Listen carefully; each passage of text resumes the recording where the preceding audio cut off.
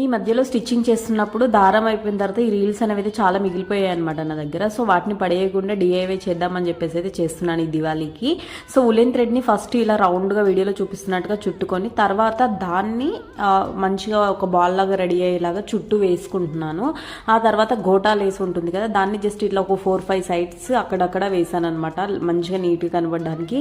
ఇవి యాక్చువల్లీ మీషోలో నేను చూసాను అనమాట. సో కొందామంటే ప్రైస్ ఎక్కువగా ఉంది. సో సరే ఎందుకు వాటిని ఇలా చేద్దాం అని చెప్పేసి ఐడియా వచ్చిందనమాట.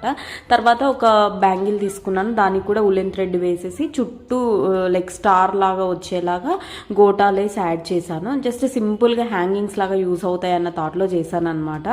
నేనంటే మీషోలో చూశాను ప్రోడక్ట్ అనేది, సో అలా ట్రై చేద్దామన్న ఐడియాతోనే చేశాను అనమాట. చాలా బాగా అనిపించింది.